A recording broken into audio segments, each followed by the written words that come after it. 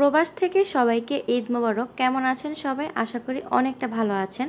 তো এইটা হচ্ছে চাঁদ রাতের ভিডিও। ঈদ চলে এসেছে, মেহেদি পরব না তা তো আর হয় না। আসসালামু আলাইকুম, সবাই কেমন আছেন?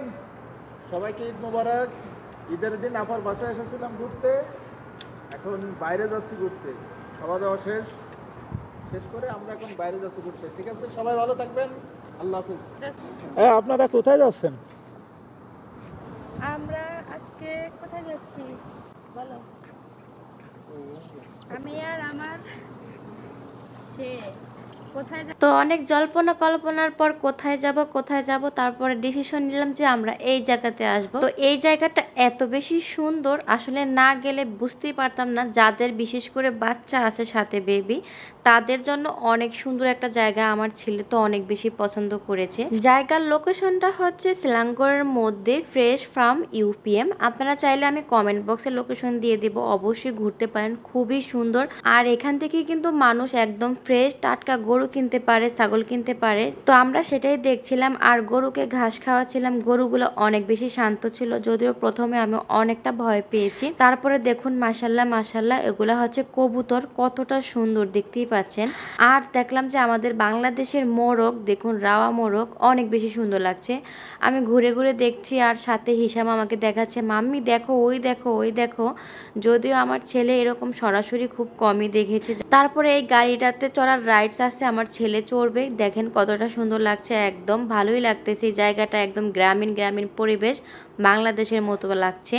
চতুর্পাশে সবুজে ঘেরা ঘাস এবং গাছপালা, আর ভিতরে হচ্ছে পশু পাখি, হাঁস মুরগি, গরু ছাগল ইত্যাদি সব কিছু আছে। আর এখানে দেখলাম যে অ্যাকোরিয়ামের ভিতরে বিভিন্ন রকমের মাছ আছে, সেটাও ঘুরে ঘুরে দেখছিলাম আর ধরে ধরেও দেখছিলাম। তো এখানে যাওয়ার পর এতটা ভালো লেগেছে, মনে হচ্ছে বাংলাদেশে আসছি। তো খুবই টায়ার্ড হয়ে গিয়েছি, ক্ষুধাও লাগছে, এখন খাবো।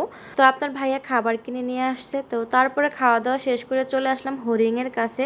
আর জীবনের প্রথম আমি হরিণ দেখা এবং সরাসরি শুয়ে দেখা। আমি তো প্রথম অনেক বেশি ভয় লাগছিল। আমার জামাই মাশাল্লাহ কোনো কিছুতে ভয় পায় না, সে আরো আমাকে খুব ইজি করে দিচ্ছে যে আসো ধরো, কিছুই করবে না। তারপরে দেখুন কালারফুল মাছ, এগুলা কিন্তু খাওয়ার জন্য না, জাস্ট দেখার জন্য এবং সৌন্দর্যের জন্য। তো তারপরে দেখলাম মাঠের মধ্যে অনেকগুলো টয়েস গরু আছে, যেটা বাচ্চারা অনেক বেশি আনন্দ করে। তো সেখানে আমি হচ্ছে গরুর দুধ দোয়াচ্ছিলাম, জাস্ট ফান করে। তো যাই হোক, আপনাদের সবার ঈদ কেমন কেটেছে অবশ্যই কমেন্ট করে জানাতে পারেন। আর এখানে আছে পাঠা ছাগল, দেখতেই পাচ্ছেন। এই জায়গা যাওয়ার পরে অনেক বেশি গন্ধ লাগছিল পাঠা ছাগলের। তবে মালয়েশিয়াতে কিন্তু পাঠা ছাগল দিয়ে কোরবানি করা হয়, এটা আপনারা শুনলে অনেকে অবাক হবেন। তো সর্বশেষ এই গরুর গাড়িতে করে আমরা সবাই এখন দেখবো, আমাদেরকে ঘুরে ঘুরে দেখাবে পুরো এরিয়াটা, কোন জায়গায় কি কি রাখা আছে সেটা আমরা দেখবো। আর এই ভিডিওটা পরবর্তী ব্লগে আপনাদের সাথে শেয়ার করব। আজকে এই পর্যন্তই, সবাই ভালো থাকবেন, সুস্থ থাকবেন। আসসালামু আলাইকুম, আল্লাহ হাফেজ।